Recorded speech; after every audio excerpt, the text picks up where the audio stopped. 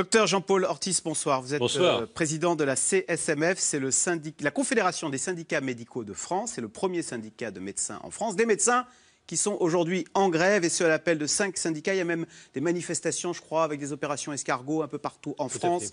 Vous êtes en grève notamment contre le tiers payant, mais ça fait des semaines, des mois que vous êtes en grève contre le tiers payant. Ça ne passe pas. Hein. Écoutez, je pense que le mouvement d'aujourd'hui il a un côté historique, puisqu'il est à l'appel de tous les syndicats médicaux de façon unitaire, y compris certains syndicats qui au départ étaient plutôt favorables au tiers payant généralisé. Ça doit quand même interpeller les politiques et notre ministre de la Santé.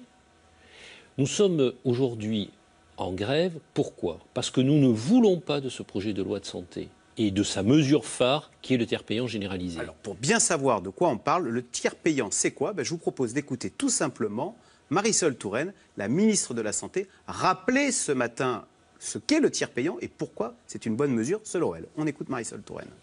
Le tiers payant, c'est ce que l'on vit chez le pharmacien, c'est ce que l'on vit à l'hôpital. Lorsqu'on donne sa carte vitale, on n'avance pas le prix, le coût de la consultation et le médecin est payé directement par la sécurité sociale, éventuellement par les organismes complémentaires. C'est donc une mesure de justice, c'est une mesure de simplification aussi, c'est moins de paperasse et c'est une mesure qui progressivement apparaîtra comme une évidence. Franchement, ni vous ni moi, lorsque nous allons dans une pharmacie, nous ne nous posons plus la question, on donne sa carte vitale et c'est simple, c'est réglé. Alors les pharmaciens le font, pourquoi est-ce que les médecins ne le feraient-ils pas? Je voudrais revenir sur ce que vient de dire notre ministre de la Santé. Mesure de justice, mesure de simplification. C'est faux. Mesure de justice sociale, non. Où est aujourd'hui le vrai problème de l'accès aux soins dans ce pays? 23% des Français renoncent aux soins pour des questions de coût. Pourquoi est-ce qu'ils renoncent aux soins? Ils renoncent aux soins sur l'optique, le dentaire et l'odoprothèse. C'est ça le reste à charge pour les Français, en plus pour les franchises. Voilà la vraie problématique de l'accès aux soins pour tous. Attaquons-nous à ça, Madame la Ministre. Est-ce que c'est une mesure de simplification? Non, parce qu'on le vit. Pour les patients, on n'a plus à avancer l'argent et à attendre d'être remboursé. Mais les médecins vont être obligés de s'adresser... C'est votre problème après, la paperasserie. Écoutez, nous avons aujourd'hui un système de tiers payant qui fonctionne dans les centres de santé. C'est une des raisons d'ailleurs du gros déficit des centres de santé. Le coût de gestion d'une feuille de soins dans les centres de santé a été estimé, c'est pas moi qui le dis, c'est mon confrère qui représente les médecins dans les centres de santé, il a encore dit ce matin sur un plateau de radio, il est de 3,50 €. Comment voulez-vous que le médecin généraliste à 23 € la consultation puisse passer ce temps-là ou mettre en regard les moyens pour récupérer le coût de sa consultation? On me parle de la pharmacie. Pour bien comprendre, autrefois, jusqu'à présent, c'est moi qui vous donne, c'est le patient qui vous donne les 23 €. Et après, vous vous débrouillez avec votre assureur complémentaire. Maintenant, ce sera à vous d'aller récupérer, moi je vous donne rien, ce sera à vous d'aller récupérer les 23 € auprès de la Sécu ou des complémentaires. Sauf que, monsieur de Tarnay, vous avez un assureur complémentaire qui est votre mutuelle. Voilà. Il y en a 600 en France. Et donc vous évaluez ce coût, récupérer l'argent à 3,50 € par... C'est pas moi qui l'évalue. Ce sont les centres de santé aujourd'hui. Bon. Alors Marisol Touraine, quand elle dit que ça va être simple, pourquoi ne la croyez-vous pas? On a l'impression qu'en plus il y a un problème. Marisol Touraine, vous ne lui faites plus confiance. Le dialogue est rompu avec elle. Quand vous parlez de la pharmacie, les sommes n'ont rien à voir. Et demandez à nos amis pharmaciens. La plupart du temps, ils ont un mi-temps ou un temps plein, rien que pour récupérer le mécanisme du tiers payant auprès de l'assurance obligatoire et de l'assurance complémentaire. Effectivement, aujourd'hui, nous avons en face de nous un gouvernement qui n'entend pas les médecins libéraux. Nous dénonçons cette mesure de tiers payant social et cette loi de santé depuis des mois et des mois, ça n'a pas bougé d'un iota. Et je le dis clairement, les médecins ne le feront pas. Ah oui, vous appelez à la désobéissance. C'est grave ça quand même, parce qu'on est dans un pays démocratique avec un gouvernement élu, avec des députés souverains qui votent des lois. Écoutez, même si elles sont mauvaises, ils sont souverains, ils ont autorité, non? Vous dites, vous entrez c'est l'anarchie sinon. Bien sûr, ce que nous refusons, c'est un tiers payant généralisé obligatoire. Nous sommes pour un tiers payant social, mais nous le faisons déjà. Nous le faisons pour la CMU, pour la CMUC, pour les actes médicaux les plus coûteux. Et lorsque ça va être mis en place pour l'aide complémentaire santé, nous le ferons bien entendu pour l'aide complémentaire santé. Nous disons oui à un tiers payant social. Nous ne voulons pas qu'on nous impose un tiers payant généralisé pour tout. Et tous nos actes et tous nos patients, parce que nous allons y passer trop de temps.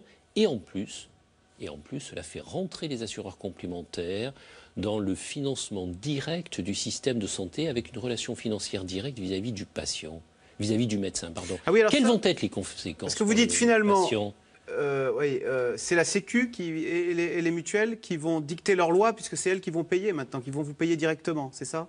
Bien sûr, elles auront tout loisir de faire pression sur les médecins et demain de mettre en place des réseaux de soins. Ce n'est pas possible par la loi aujourd'hui. Il suffira de modifier ce petit aspect d'exception pour les honoraires médicaux pour que les assureurs complémentaires, les mutuelles, les assurances privées puissent mettre en place des réseaux de soins comme votre assurance auto le fait pour votre garagiste où elle vous dit allez voir tel garagiste parce qu'il a passé un contrat avec nous et il vous fera bénéficier du tiers payant. D'accord. Pour bien que je comprenne, au fond, on obéit à celui qui paye. Mais alors que c'est la sécurité sociale qui va vous payer, elle va vous donner des ordres. Elle va vous dire arrêtez de distribuer ce médicament, il est trop cher, sinon je ne vous rembourse pas. Et donc, nous, les patients, on va être. Non, mais je cherche à comprendre quand vous dites les patients vont être les victimes de ce système. Qu'est-ce que vous voulez dire par là? Parce que les bases ne sont pas les mêmes. La sécurité sociale est basée sur les ordonnances de 47, qui est une solidarité nationale. Vous payez, vous cotisez en fonction de vos moyens, vous recevez en fonction de vos besoins. L'assurance complémentaire, vous payez en fonction de vos moyens, mais vous recevez en fonction de ce que vous avez payé. Plus vous avez pris une mutuelle chère, mieux vous serez couvert. Voilà ce vers lequel nous irons avec ce mécanisme-là. Et petit à petit, la sécurité sociale va se désengager de ce qu'on appelle le petit risque, les 23 € de la consultation chez le généraliste, au profit des assurances complémentaires, et au lieu d'avoir aujourd'hui 70% pris en charge par la sécurité sociale, vu ses problèmes financiers, elle va se désengager de ça au profit... Vous parlez d'une privatisation de la petite santé, quoi. Du petit risque. Et ça, nous n'en voulons pas parce que nous allons aller vers un système inégalitaire. En tous les cas, pour nos vous êtes patients. contre, vous dites, je note parmi les médecins des pulsions pujadistes. Vous agitez le chiffon rouge du vote Le Pen, c'est ça au régional? C'est ce que vous voulez dire? Écoutez, moi je ne fais pas une interprétation politique, je note simplement qu'aux dernières élections professionnelles, le malaise de la profession est tellement important, le sentiment d'avoir une ministre qui ne nous a pas entendus sur ce qu'on a dit est tellement important que les représentations syndicales les plus fortes et les plus poujadistes dans leur expression ont effectivement rassemblé un nombre de voix important. Néanmoins, mettez-vous à la place de la ministre. Il y a des déserts médicaux et il y a des médecins qui, au nom de la médecine libérale, font ce qu'ils veulent un petit peu. C'est normal à un moment qu'on fasse preuve d'autoritarisme. Finalement, c'est la Sécu qui paye. Elle a le droit quand même de donner un petit peu des ordres et de dire non, on ne fait pas tout à fait ce qu'on veut. On va dans les départements même parce qu'il n'y a plus de médecins là-bas, etc. C'est quand même normal qu'on vous dirige un peu. Moi, je voudrais qu'on revienne sur ce problème des déserts médicaux. D'abord, lorsqu'il y a des déserts médicaux, il y a souvent des déserts tout court. Lorsque l'État s'est désengagé, qu'il a fermé la poste, qu'il a fermé la gare, qu'il a fermé le collège et qu'il reste presque plus rien, effectivement, ce sont des déserts tout court. En ce qui concerne la répartition des médecins aujourd'hui, il y a des problèmes ici ou là. Et nous l'avons bien prouvé aujourd'hui, les mesures incitatives, ça marche. Mais il faut donner du temps au temps.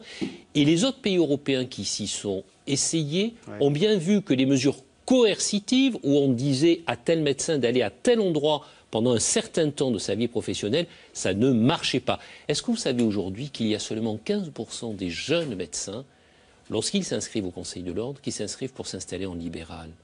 On a un vrai problème aujourd'hui. Ils veulent tous être salariés à l'hôpital, c'est ça? Ils veulent être salariés ou ils s'inscrivent pour faire des remplacements et s'installer beaucoup plus tard. Si on met en place des mesures trop coercitives, nous allons aller vers ça. Et ça, nous ne le voulons pas. Nous sommes prêts à prendre nos responsabilités pour mettre en place et développer encore des mesures incitatives pour le regroupement des médecins dans des structures où ils exerceront en pluriprofessionnalité. Merci Jean-Paul Ortis, donc président de la Confédération des syndicats médicaux français. Merci. Merci. Restez avec nous tout de suite. Caroline Roux, c'est dans l'air. Jean-Marc Ayrault, le retour. La CSG va désormais évoluer selon votre salaire. C'est un amendement de Jean-Marc Ayrault. Quelles conséquences? Cette mesure soutenue par la gauche pourrait-elle changer la donne à 3 semaines des élections régionales? C'est tout de suite. C'est dans l'air. Caroline Roux.